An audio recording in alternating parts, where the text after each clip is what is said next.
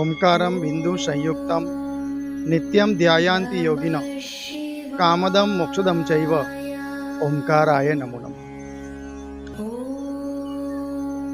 परम कृपाळु महादेव, कल्याणकारी देव અને સુંદર પવિત્ર શ્રાવણ માસની અમાસથી શરૂ થતો આ પર્વ, અને આ પર્વ એટલે ભગવાન પરમાત્મા મહાદેવનો પર્વ, દેવાધિદેવ મહાદેવ.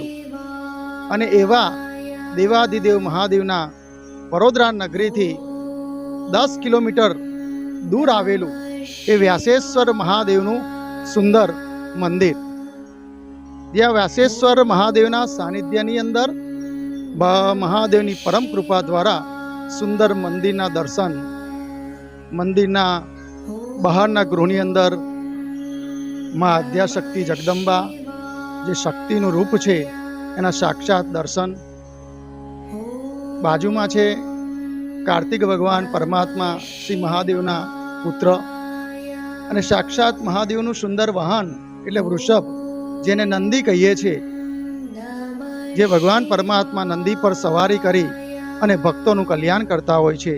નીચે છે કુર્મ, ભગવાન પરમાત્મા નારાયણ સ્વરૂપ કુર્મ દેવતા, અને અંદર ભગવાન પરમાત્માના શ્રી ગણપતિજીનું પ્રથમ સુંદર ગણેશના દર્શન. એની સામે છે ભગવાન પરમાત્મા રામદૂત હનુમાનજી મહારાજ, સાક્ષાત સ્વરૂપ, અવલૌકિક સ્વરૂપ. અને આ સ્વરૂપના દર્શન કરી આપણે હવે ભગવાનના પરમાત્માના ગર્ભગૃહની અંદર પ્રવેશ કરીશું. જે આ મંદિરની અંદર આમ તો જોવામાં આવે તો શિવાલયની અંદર આમ બહારથી દર્શન થતા હોય, પણ આ મંદિરની અંદર આપણે સાક્ષાત નીચે દાદરા ઉતરી અને દર્શન કરવા પડતા હોય છે. અને દર્શન કરતાં કરતાં નીચે ઉતરી અને સાક્ષાત દર્શન કરતા હોય છે. તો આવું એક વ્યાસેશ્વર મહાદેવ જે અદ્ભુત સ્થાન છે.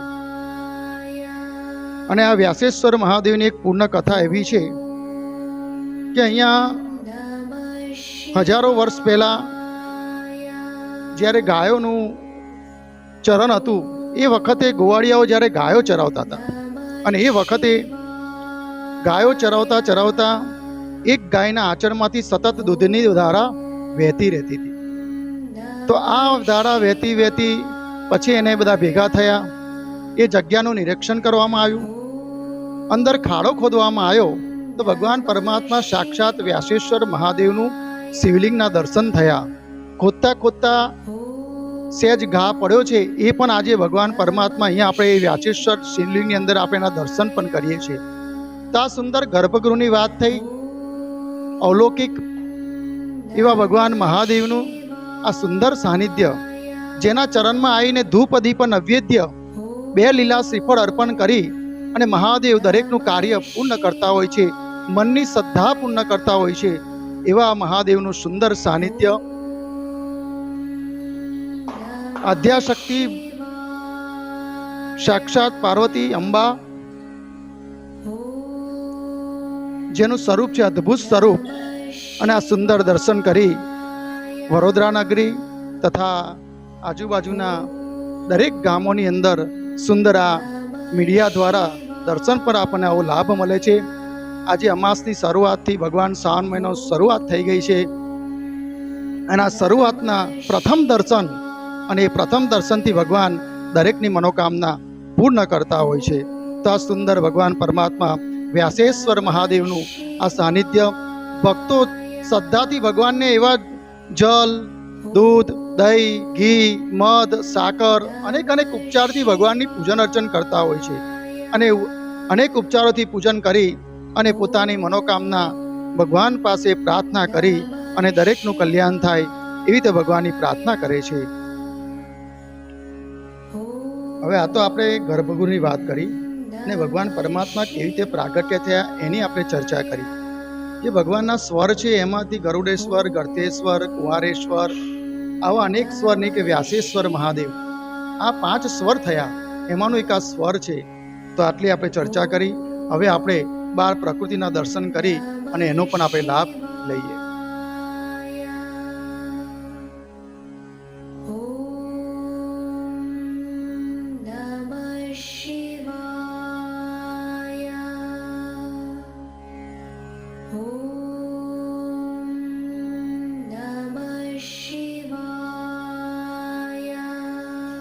ચાલો આપણે અંદર ગર્ભગૃહની વિશે ચર્ચા કરી. હવે ભગવાન પરમાત્માની જે 12 ચોક છે અને એ ચોકની અંદર સાક્ષાત પ્રકૃતિના બધા દેવતાઓ છે.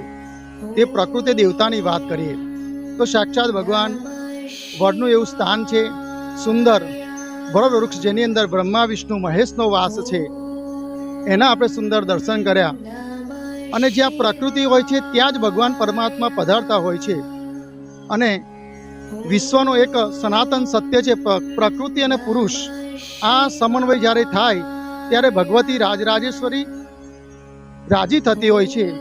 અને ભગવાનનું બીજું એક સાક્ષાત બિલ્વ વૃક્ષ, સાક્ષાત મહાદેવનો એના ચરણની અંદર મહાદેવનો પણ અંદર વાસ છે. એવા બિલ્વ વૃક્ષના આપણે દર્શન કરીએ, જેની બાજુમાં યજ્ઞશાળા છે. જે આ મહિનો, આખો મહિનો આ યજ્ઞશાળાની અંદર દ્વાદશ જ્યોતિર્લિંગ સાથે ચિંતામણી પાથેશ્વરના પૂજન અર્ચન થતા હોય છે. અને એ અર્ચન કરી, એના દર્શન કરી લોકો લાભ લેતા હોય છે. આજે અમાસે સુંદર એની તૈયારી પણ ચાલી રહી છે, તો એનો પણ આપણે દર્શનનો સુંદર લાભ મળ્યો છે. આપણે હવે આ યજ્ઞશાળા બિલ્વ વૃક્ષના દર્શન કર્યા. ત્યાર પછી મહાદેવના સાનિધ્યની અંદર આગળ બીજા પરિસર છે. પાછળની સાઈડ એક બીજું એક મંદિર છે, શિવાલય. અને એની બાજુમાં એક બહુ જૂનો એક કૂવો છે, જે અદ્ભુત કૂવો છે, વર્ષો પુરાણો આ કૂવો છે. અને કૂવાનું સુંદર પાણી છે. અને એ પાણીના જલ દેવતાના દર્શન કરી આપણે ધન્ય માનીએ. આગળ જઈ પરિસરના સુંદર દર્શન, અહીંયા હર અને હરિ બંનેનું મિલન થતું હોય છે. જ્યારે હર અને હરિનું જ્યારે મિલન થતું હોય અને એના દર્શન કરી, એની પૂજા કરી, અર્ચન કરીએ તો આપણા જીવનની અંદર સુંદર આપણને બધા લાભ મળતા હોય છે. તો અહીંયા મહાદેવનું અદ્ભુત સ્વરૂપ, અહીંયા સાક્ષાત ભગવાન પરમાત્મા રામકૃષ્ણ હરિ એવું અદ્ભુત અને પુરાણ મંદિરના દર્શન જે પરાશરની અંદર છે, એવા બધા દર્શન આપણે કરી આપણા જીવનને ધન્ય બનાવીએ. ત્યાર પછી હવે આપણે જોઈએ આગળ પરિસરની અંદર બીજા બધા શિવાલયના અનેક પ્રકારના ડેરાઓ છે, જ્યાં ભગવાન શિવજીનો બધે વાસ જ છે. તો એ પ્રકૃતિ સાથે આ મહાદેવના સુંદર બધાના દર્શન કરી આપણે આ વ્યાસેશ્વરના સાનિધ્યમાં આવી આ બધા દેવતાઓના મંદિરોના દર્શન કરી આપણા જીવનને ધન્ય બનાવીએ. અનેક પ્રકારના બધા મંદિરો છે, જેની અંદર શિવાલય, બીજું પણ પાછળ શિવાલય આવ્યું છે, સાક્ષાત ભગવાન પરમાત્માનું અદ્ભુત રૂપ. અને જ્યાં ભગવાન પરમાત્માના અનેક આવા શિવો હોય, શિવલિંગો હોય, અને એના પર જ્યારે આપણે પાણી અર્પણ કરીએ ને તો ભગવાન એવી આપણી મનોકામના પૂર્ણ કરે છે. આ એકબીજાની સામે બંને દેરા છે. આ બાજુ પણ ભગવાન મહાદેવ, પાછળ પણ ભગવાન મહાદેવ. સુંદર આ દર્શન, અને આ દર્શન કરી આપણા જીવનને ધન્ય બનાવીએ. તો આવો પવિત્ર શ્રાવણ માસ, અને પવિત્ર શ્રાવણ માસના દિવસે વ્યાસેશ્વર મહાદેવના સાનિધ્યમાં અદ્ભુત સાનિધ્ય વિશ્વામિત્રીના કિનારે સુંદર આ દર્શન કરી આપણા પરિવારનું, સનાતન ધર્મનું, દરેકનું રક્ષા થાય એવી આપણે મહાદેવને હૃદયથી ભેગા મળી અને પ્રાર્થના કરીએ. ઓમ નમઃ શિવાય. હર હર મહાદેવ. હર હર મહાદેવ.